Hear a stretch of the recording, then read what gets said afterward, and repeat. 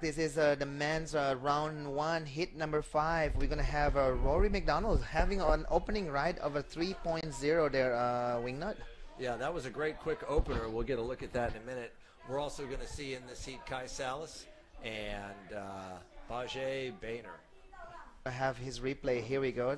As I talked to him this morning, he said, I'm just going to go left. That's his strategy there.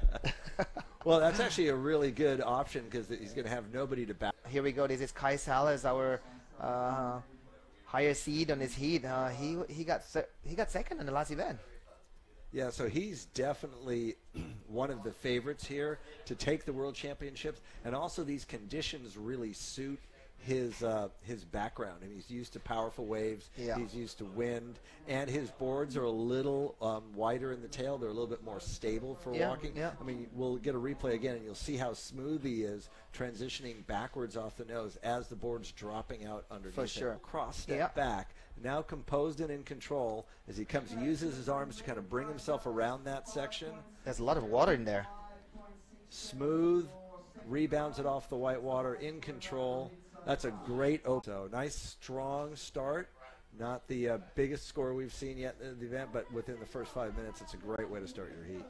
Yeah. You know, machine shaping is great for getting certain consistent things out of them, but when they get hand finished, that's where magic can occur. Sallas, looking at this one right here, hoping that wave sets up for him. He just hesitated, let the wave set up in front of him, didn't rush that, and that's how he got that really nice nose ride. Yeah, I think he stumbled a little bit there with his leash on the. Maybe a little bit at the start, but he also held back. He didn't push forward too quickly because he wanted to let that wave stand up so it could support the nose ride. Some inside tricks there from Wingnut. Yeah, so this is Bage. Looks like he's having a hard time finding the right one there, Wingnut. Yeah. I mean, it almost seems like he's rushing and not just like be patient. You've got a lot of time. There's a lot of waves. We've seen the sets produce. But that was like the second wave in that set, and you see how much smoother the face of that wave was? Yeah, sun, because it's super bright here in the webcast. So look how clean and smooth the face of that wave is right there. None of the chop, and then this nice cut back. I mean, that was a high-performance version of a cutback, and there's the drop knee. So both styles being shown, classic and progressive. So actually 4 different maneuvers there, Wingnut. So you know, they put on great QS events over the years, and now they get to host a world championship for men and women. So I think that's a nice reward for all the efforts they put in to support surfing in the community. It's interesting because this has always been kind of a secret surf spot for the Japanese. Yeah. They've been coming down here as surf tourists for years because I know Bage had been involved in that, in helping that tourism start down here. I think one of the main problem of surfing is also that surfers don't like to be too crowded, you know. So there he goes. All right, setting up, getting some speed, looking for part of the wave where he can perform.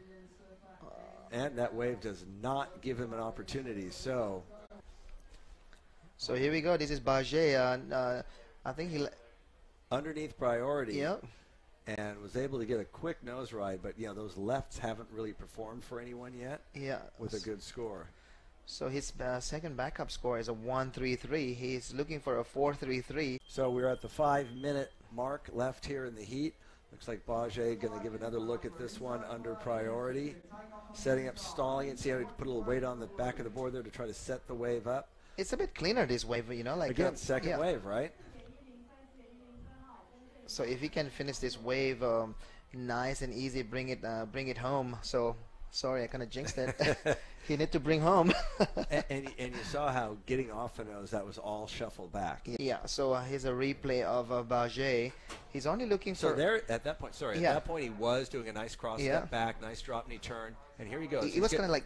He's going to get to the nose, and this one is a shuffle, shuffle, shuffle back. So that's the difference in those, where they'll reward the one, and, you know, good points for a successful nose. I can never predict a score. That's it. You know, I can say I agree or disagree with what a judge ended up giving, but that's because I'm allowed to have my opinion as an independent commentator. Yeah. And the judges can't hear us anyway, so very reasonable, calm, you know, explanations for why did this get that, why did that not get that. And it's just the first rounds of a competition. And here we go, 44 seconds left. We'll see if Kai is going to use There he is. There's Rory down the beach with a nice 5. So Rory is surfing way to the left side, to the right side of the judging tower. Yep. using that left, and Bage getting a left as well, and I think Kai went on one of the rights. So a pretty big exchange here right at the end of this heat. So we'll see how... This is the busiest 20 seconds ever of the heat. Yeah, looked like Bage got a nice finishing there. Yeah, that might go into his top 2 waves as well, the way he finishes this one in. So we're probably going to go on a judge's hold because there goes Rory again too. Kai Sallas and Rory McDonald. So we're still kind of hanging on those scores. Bage's score coming in now. I don't think it's going to change his standing. No. It doesn't look like Rory's are going to change. The real question is the score for Kai on his last wave. So we're going to find out here in just a second. So Shannon, how is it out there in the field? Oh, it's great to just spend some time with some of the competitors. Just had a really good chat with Tori Gilkerson. She unfortunately came 3rd in that first heat this morning, so she'll be moving into round 2, but she's still pretty stoked and just was giving me some insight on the tellos where her and Jared Neal have been based. Jared will be coming up in a couple of heats time, and the score comes through. Kai Sallas gets that 6.6 for his final wave, which moves him into the lead. He will be frothing to avoid round 2. So Kai Sallas wins that heat, moves on to round 3. Bage Brayner in 2nd, and Rory McDonald in 3rd.